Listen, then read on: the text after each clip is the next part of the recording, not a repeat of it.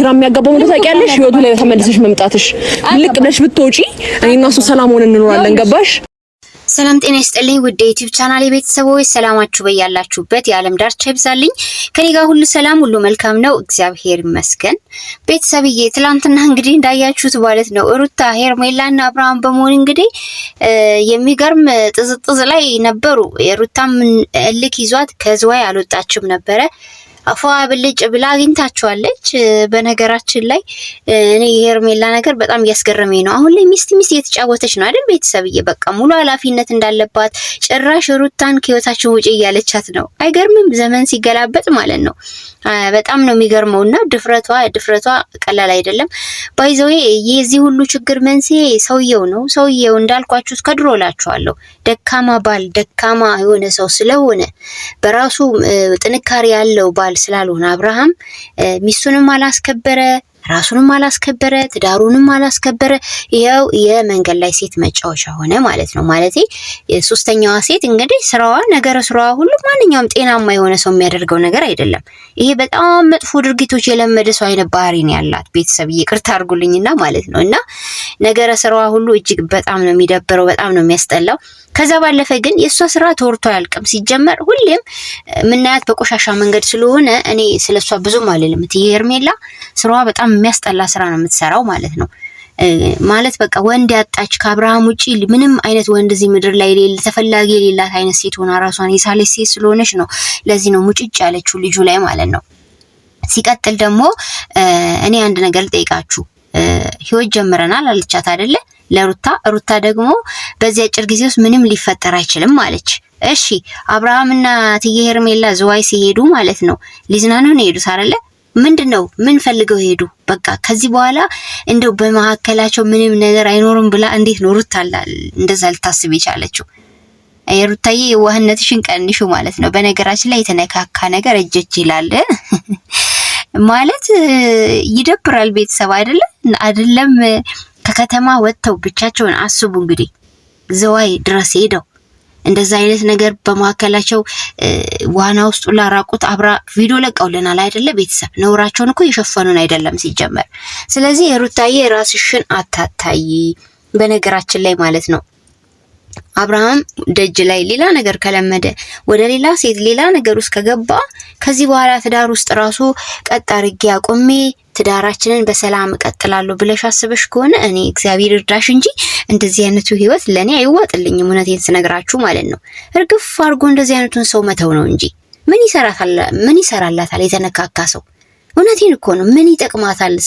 አይምሮዋስ እንዴት ይቀበለዋል ማለት ነውና በዚህ ልክ የሁለቱን ግንኙነት በደንብ እያወቅሽ ነገሮችን ሁሉ ምንም እንዳልተፈጠረ አድርገሽ ለመቀበል ሄድሽበት መንገድ ብዙቻችንን እያጠያየቀ ነው። በነገራችን ላይ ሩታ ውርደት ምናምን የምትሉ ሰዎች እንዴ ከሄርሜላ በላይ ተዋረደ ሰው አለ እንዴ? ከአብርሃም በላይ ውርደት አንባል አለ እንዴ? ቤተሰብዬ ትዳሩን ትቶ ከሚስቱ ላይ ቺት ያደረገ ወንድ ነው እሱ።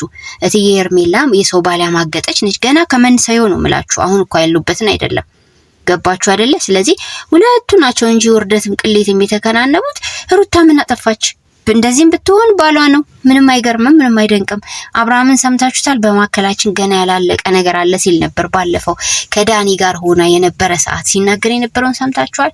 ስለዚህ ማለት ነው ውስጡን ስለምታቅ ነው። ባይዘዌ የሚገርማችሁ ነገር አብርሃም ከሄርሜላ ጋር ዝም ብሎ አብሮ የሆነ እንዳለ ያሳየን እንጂ ሙሉ ልብ ያለው ሩታ ጋር ነው። ይሄን እመኑ ማለት ነው። ሩታም ስላወቀች ነው በዚህ ልክ የተጋፈጠችው። እናም ሩታ በእርግጥ የሄደችበት መንገድ ይጠቅማታል ወይ ለወደፊት ህይወቷ? እንዲህ አይነት ወንድስ ከዚህ በኋላ ሰላም ሰጥቶ ያኖራታል ወይ?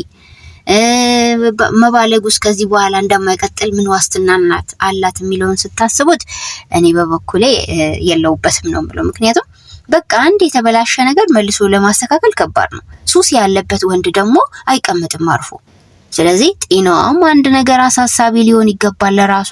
እንዴ እሷ በሽታ መሸመት ፈለገች እንዴ? እዛም የሚል ወንድ እኮ በሽታ ነው የሚያመጣው ትርፉ ማለት ነው።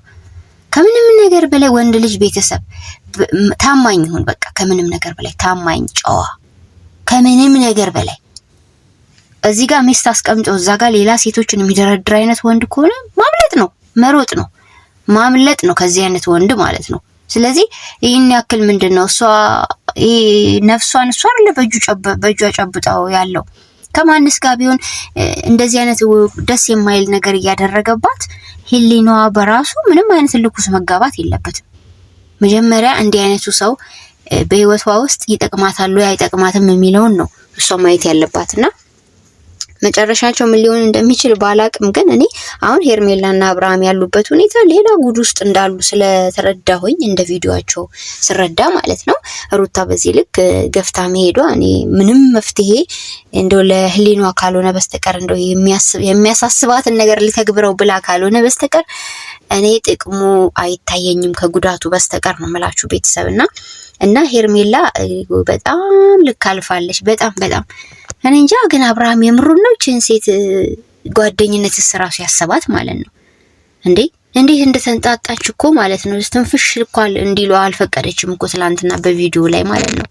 እንደዚህ አይነቷ ምላሰኛ ሴት እንደዚህ አሁን ላይ ትሁት መስላ ምናምን ስለቀረበችው እውነት መሰለው ነገ ወዲያ ሚጥሚጣ ነው የምትሆንበት። ሌላው እንዳረሱ ደግሞ ማለት ነው ሩታ አሁን ላይ እንደነገረኛ አሁን ላይ ሩታ እንደ ባሏን በንዝንዝ እንዳጣች አርጋችሁ የምታዞሩ ሰዎች ማለት ነው ልባችሁን አትዋሹት ወይም አይምሯችሁን አትዋሹት። ከዚህ የተለቀቀውን ቪዲዮ አይታችኋል በደንብ አርጋችሁ ሩታ ምን ያህል የፍቅር ሰው እንደሆነች ከአብርሃም ጋር ሲያሳልፉ የነበሩትን ሁሉ ቪዲዮዎች አስቀምጠውልናል። ሰላም በነበሩ ሰዓት ማለት ነው። እሱ ልክ ሴት ማምጣት ሲጀምር ነው ሩታና አብርሽ መጣላት የጀመሩት። ስለዚህ አሁን ሩታ ላይ ምን ልታወጡላት ነው? እኔ እኮ ሰበብ የምትፈልጉ ሰዎች ማለት ነው በፊት እኮ ከሄርሜላ በበለጠ ሄርሜላ ምንድናት? ሄርሜላ ምላስ ብቻ ነች። ሩታ እኮ በተግባር ህይወትን ለአብርሃም ያሳየች ሴት ናት። በተግባር በፍቅር ቪዲዮአቸውን መለስ ብላችሁ ማየት ምን ችግር አለው? ኢንተርኔት ተጠቃሚ ያረላችሁ ገብታችሁ ርታች የሩታና የአብርሽ የድሮ ቪዲዮዎች ምን ይመስላሉ፣ ምን አይነት ትሪትመንት ማድረግ የምትችል ሚስት እንደነበረች መረዳት ያስፈልጋልና አሁን ላይ አትየ ሄርሜላ አንቺ የነዘነሽ አንቺ እየቀጨቀጨቅሹ እያለች ማለት ነው በራሷ ችግር ሩታ ላይ የተፈጠረው ነገር እያወቀች ዛሬ እሷን ለማብጠልጠል ትሞክራለች። ህሊና መዋሸት አይቻልም። ምላስሽ ላይ ብዙ ልትይ ትችያለሽ፣ ግን ሩታ ምን ያህል መልካም የፍቅር ሰው እንደሆነች ታውቂያታለሽ። አንቺና መሰሎችሽ ናችሁ ገብታችሁ በሰው ትዳር ላይ የሰው ባህል አማግጣችሁ ልጅቷን በዚህ ልክ እንዲህ አይነት ችግር ውስጥ እንድትገባ ያደረጋችሁ።